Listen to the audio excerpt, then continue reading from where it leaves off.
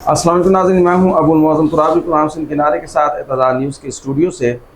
आज 18 ज़ुल्हिज्जा है और ये तारीख़ जो है तारीख़ इस्लाम की इंतहाई अहम तारीख़ है। दमाद रसूल सहाबी रसूल हज़रत उस्मान गनी खलीफतुल मुस्लिमीन अमीरुल मोमिनीन की शहादत हुई। शहादत का पस मंज़र क्या था, शहादत के बाद क्या हालात बने, इस पर तो हम बात करेंगे ही, लेकिन सबसे पहले उस्मान गनी रज़ी अल्लाह ताला अन्हु की फ़ज़ीलत के हवाले से बात करेंगे। हमारे साथ मौजूद हैं क़ारी मोहम्मद इकबाल साहब। उनको हम खुशामदीद कहते हैं, उनका शुक्रिया अदा करते हैं कि उन्होंने हमारे लिए वक्त निकाला। क़ारी साहब, सबसे पहले तो ये बता दीजिए कि सैयदना उस्मान गनी रज़ी अल्लाह ताला अन्हु के चीदा फ़ज़ाइल, वैसे तो अगर हम उनके फ़ज़ाइल गिनवाने बैठे, शुमार करने बैठें तो बेशुमार हैं, वक्त नहीं है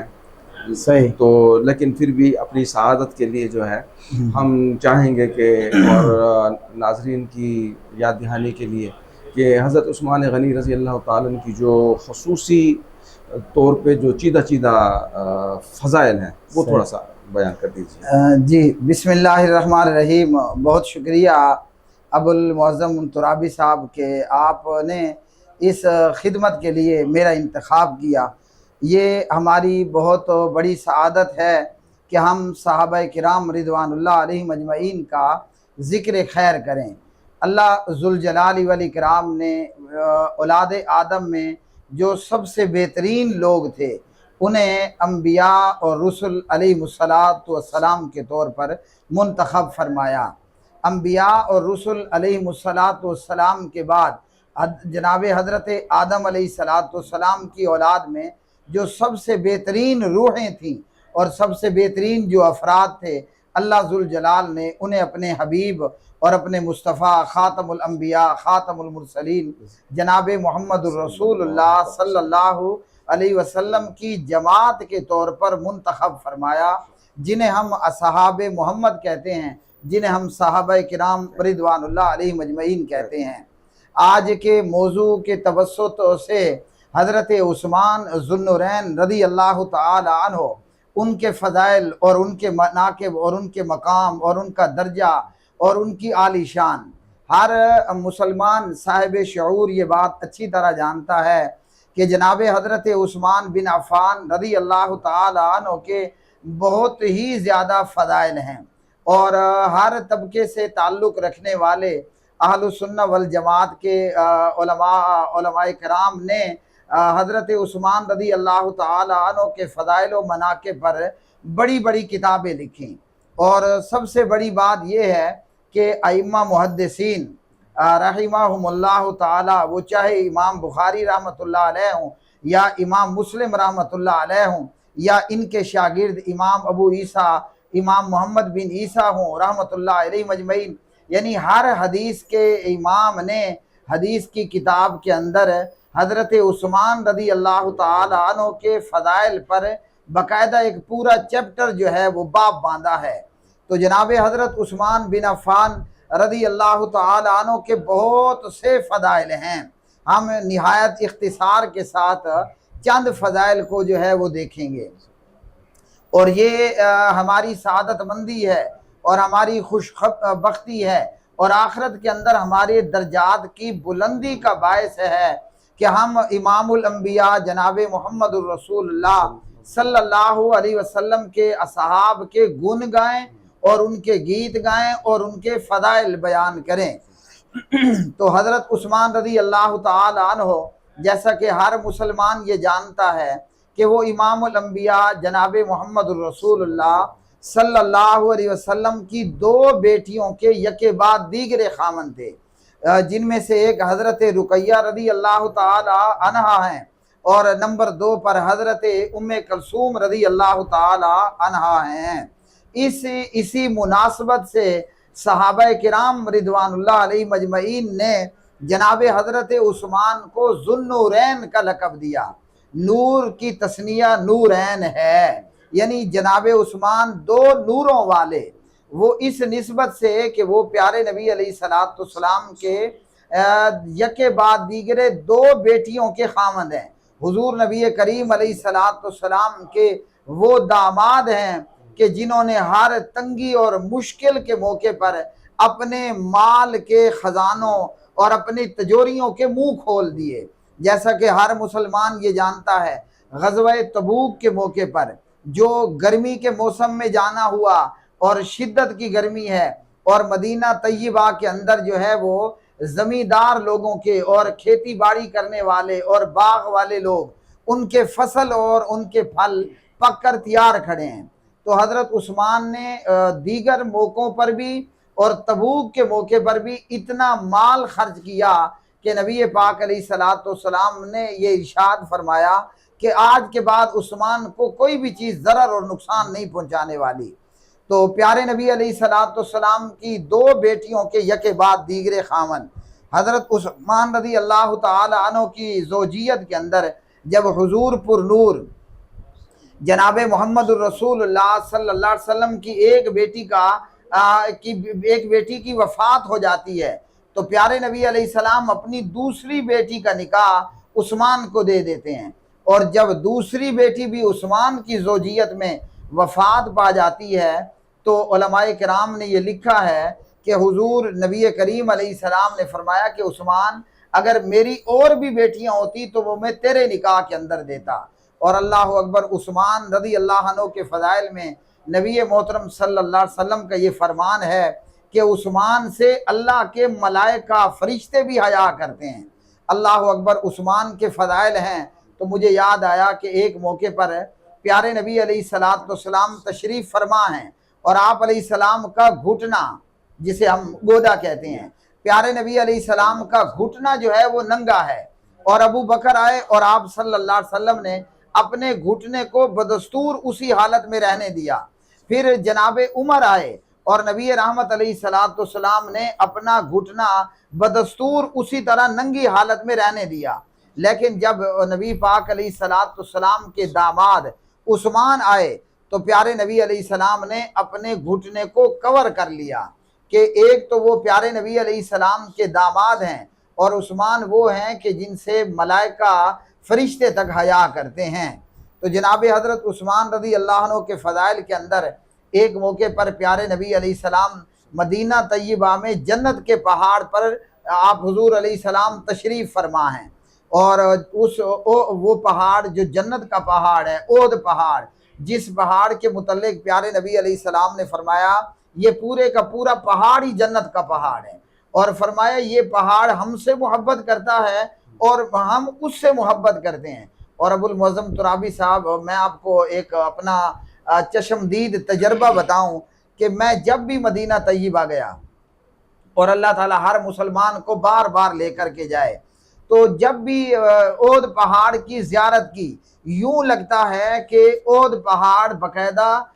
मुंह और ज़बान न रखने के बावजूद सलाम दुआ कर रहे, हाल हवाल पूछ रहे। यानी पहाड़ है वो बेजान है, वो हमारे नफ़े का मालिक भी नहीं, नुकसान का मालिक नहीं, लेकिन पहाड़ होने के बावजूद यूं लगता है कि वो ओद पहाड़ हमसे कोई गुफ्तगू कर रहा है और कुछ बात करना चाहता है। तो बहरहाल प्यारे नबी अलैहिस्सलाम ओद पहाड़ पर हैं और ओद पहाड़ के अंदर थोड़ी सी हलचल हुई,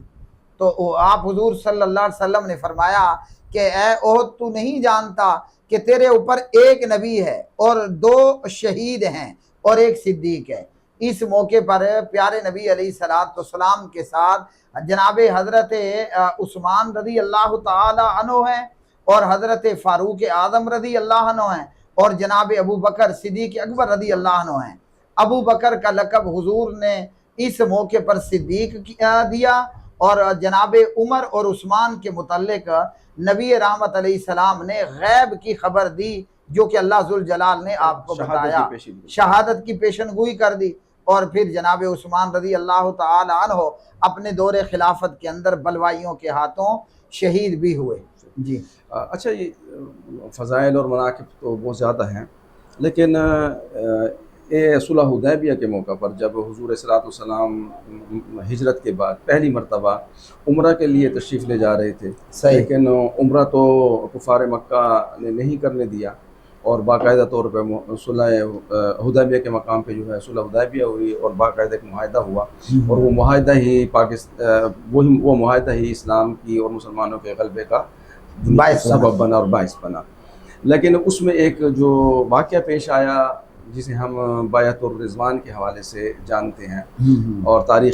بلکہ تاریخ نے کیا، قرآن پاک نے بھی اسے بیعت الرضوان کے نام سے جو ہے یاد کیا ہے، اور باقاعدہ اللہ تعالیٰ نے آیت نازل فرمائی۔ تو اس حوالے سے اس کا پس منظر اور پیش منظر ضرور بتائیے۔ جی، بیعت رضوان یہ نبی پاک علیہ الصلاۃ والسلام کی اس جماعت کی فضیلت پر ہے جو جماعت بیعت رضوان میں شامل تھی۔ اس کا پس منظر یہ ہے کہ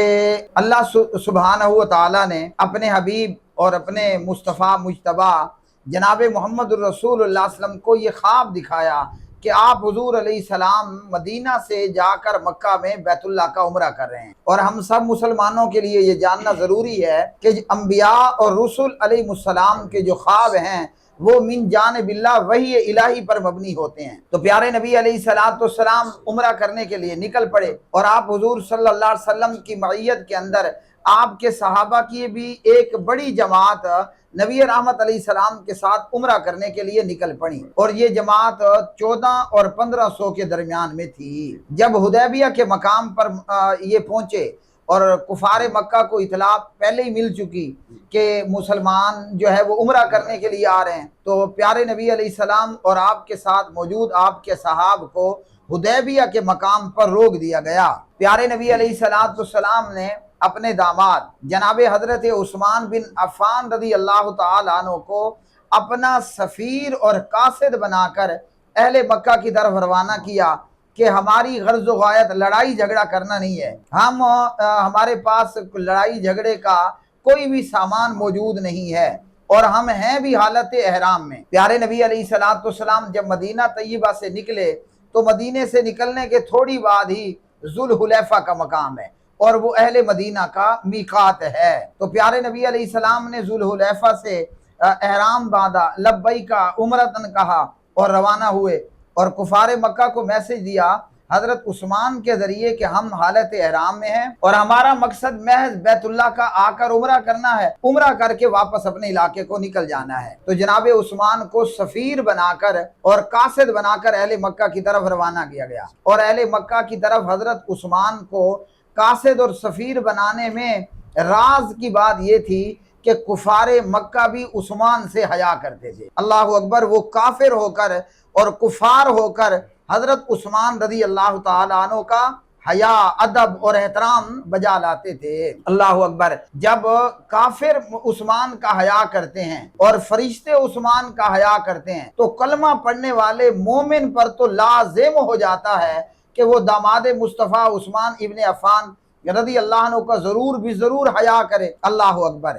تو افواہ پھیل گئی کہ کفار مکہ نے داماد مصطفیٰ جناب حضرت عثمان رضی اللہ عنہ کو شہید کر دیا۔ تو اس موقع پر سورۃ الفتح پارہ نمبر 26 کے اندر اللہ سبحانہ وتعالیٰ نے ہمیں بتایا کہ پیارے نبی علیہ السلام نے اپنے 14 اور 1500 اصحاب سے اس بات پر بیعت لی کہ ہم نے عثمان کا قصاص لینا ہے۔ اور اللہ اکبر، احادیث صحیحہ کے اندر آتا ہے کہ صحابہ نے اس بات پر بیعت کی کہ ہم بھاگیں گے نہیں، اور صحابہ نے اس بات پر بیعت کی کہ ہم عثمان کا قصاص لیں گے، بدلے میں چاہے ہماری موت کیوں واقع نہ ہو جائے، یعنی سادہ لفظوں میں بیویاں بیوہ ہو جائیں، بچے یتیم ہو جائیں، لیکن ہم عثمان کا بدلہ لیں گے۔ قرآن کریم نے کہا ان الذین یبایعونک انما یبایعون اللہ ید اللہ فوق ایدیہم، بہت بڑی بات بیان کر دی۔ یہ جو آپ کے ہاتھ پر بیعت کر رہے ہیں دراصل یہ اللہ سبحانہ و تعالیٰ سے بیعت کر رہے ہیں، اور اللہ کا ہاتھ ان تمام کے ہاتھوں پر تھا۔ اللہ اکبر، ابو المعظم ترابی صاحب ہماری سعادت مندی ہے، ہم صحابہ کرام عثمان کے فضائل بیان کر رہے ہیں۔ نبی پاک علیہ السلام نے اپنا ہاتھ کیا اور پھر دوسرا ہاتھ عثمان کا کیا، اور قرآن نے کہا ید اللہ فوق ایدیہم، سب کے ہاتھوں کے اوپر اللہ ذوالجلال کا ہاتھ۔ اور اس موقع پر اللہ سبحانہ تعالیٰ نے اسی سورہ مبارکہ کے اندر فرمایا لقد رضی اللہ عن المؤمنین اذ یبایعونک تحت الشجرہ فعلم ما فی قلوبہم فانزل السکینۃ علیہم واثابہم فتحا قریبا۔